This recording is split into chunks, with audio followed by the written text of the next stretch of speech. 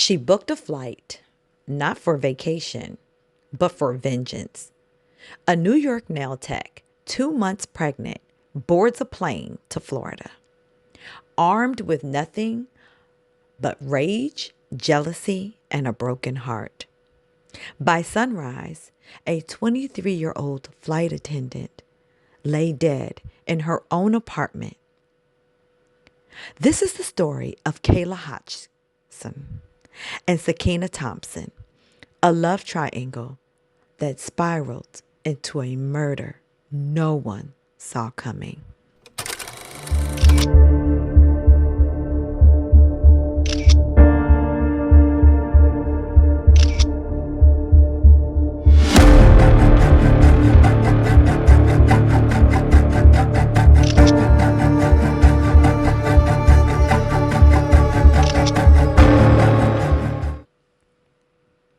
Kayla Hodgson had a spark.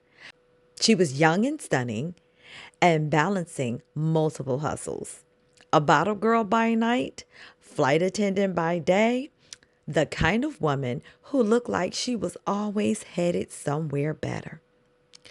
Across state lines, in Queens, New York, Sakiyna Thompson was building her own name, a skilled nail tech with a growing clientele, a mom-to-be who wanted stability. But the two women shared one unfortunate connection: the same man. Kayla was dating him. Sakiyna was carrying his child. And while that sounds like the setup for a bad reality TV show, this episode was written in blood, not rating. According to investigators and digital evidence, Sakiyna didn't just suspect her boyfriend was seeing someone else. She confirmed it.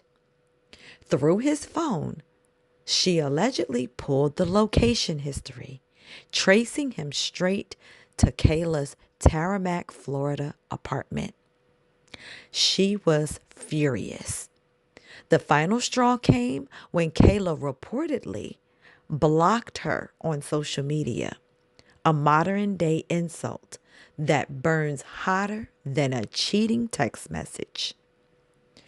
That's when the rage turned into logistics. A plane ticket was booked, a 4 a.m. arrival planned, and jealousy, it seems, made Sakiyna believe this trip would bring closure. Instead, it brought carnage. More video played for jurors in the case of a woman accused of plotting to kill her romantic rival. 31-year-old Sakiyna Thompson is accused of traveling from New York to Tamarack and stabbing her boyfriend's lover to death. NBC6's Marissa Bag is live at the Broward County Courthouse with the never-before-seen video of the crime scene you'll see only on 6. Marissa? Jackie and Jawan, Kayla Hodgson was murdered in her home in Tamarack back in July of 2022. And this video that shows the brutal crime scene, we blurred much of it for you, but we do want to warn you that it is graphic and disturbing. This is the gruesome scene Broward Sheriff's deputies discovered in July of 2022.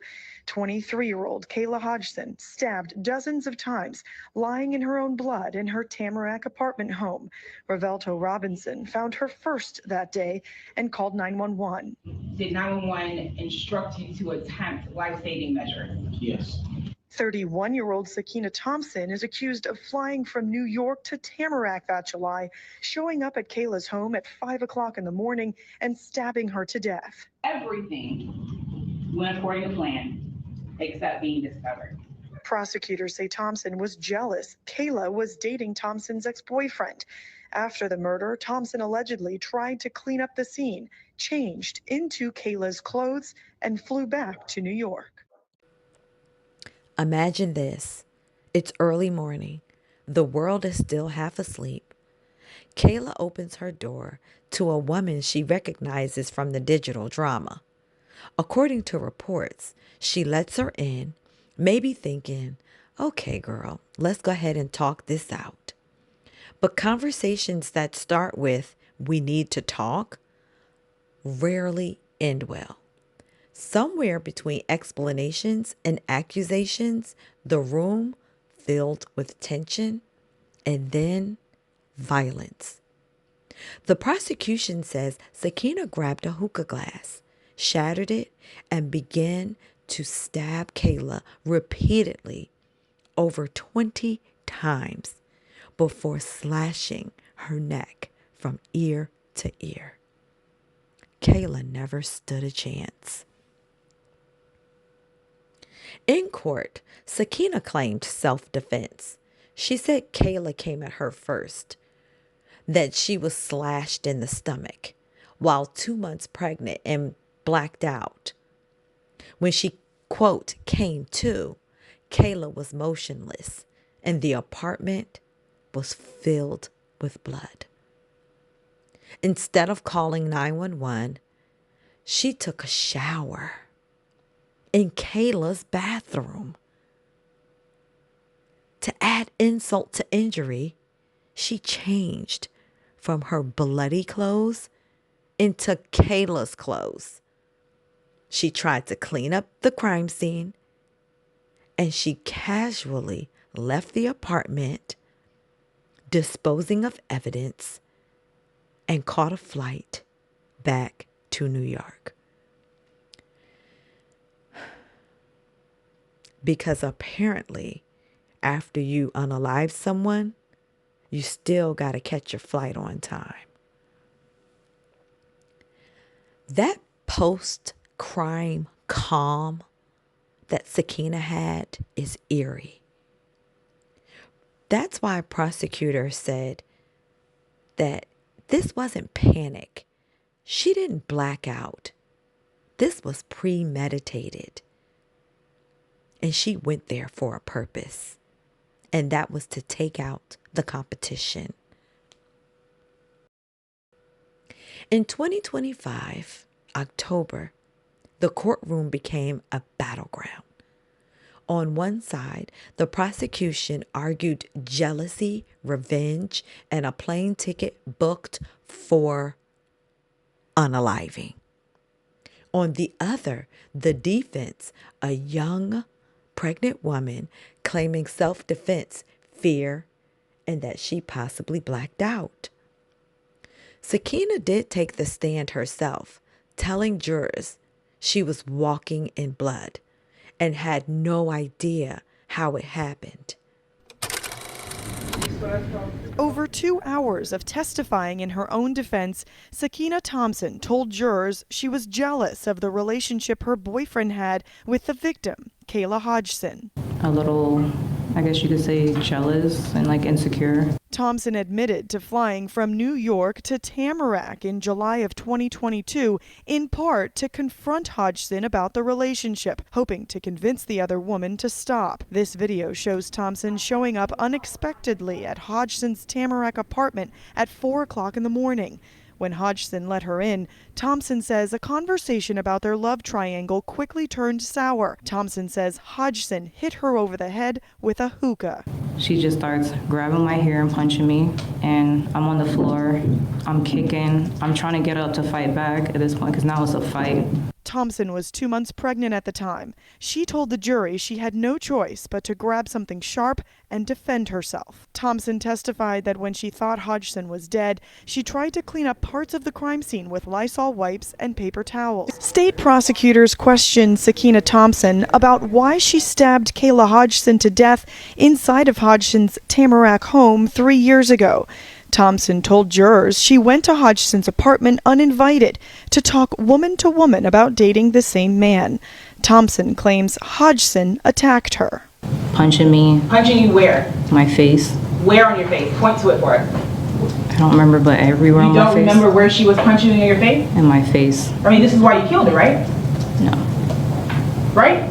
No. It's not? No. You didn't kill her because she was fighting you? No, I killed her because she took the glass from the hookah and slashed me across my stomach. Thompson says she was 2 months pregnant at the time. She says Hodgson cut her stomach with a piece of glass. Thompson grabbed the glass and then blacked out. She allegedly awoke to Hodgson dead on the floor. Gruesome autopsy photos of Hodgson's body show she was stabbed dozens of times. I wasn't really walking over the blood, I was walking in the blood. You walked in the blood? Yes. With what shoes? The BB shoes. I changed my shoes. Thompson admitted to changing into the victim's clothes, cleaning up some of the crime scene, and being too scared to call police. She also threw evidence in the trash. No, she's getting close enough because my jacket was cut up. Okay, your jacket was cut up? My jacket was cut up. Okay, and what'd you do with that jacket? Threw it away. In the months leading up to the killing, Thompson admitted to getting upset when Hodgson blocked her on social media. The state says she was upset enough to kill. You wrote her on IG and she, in fact, ignored your message initially, correct? Correct. And that made you angry? Correct. But the forensics tell a different story.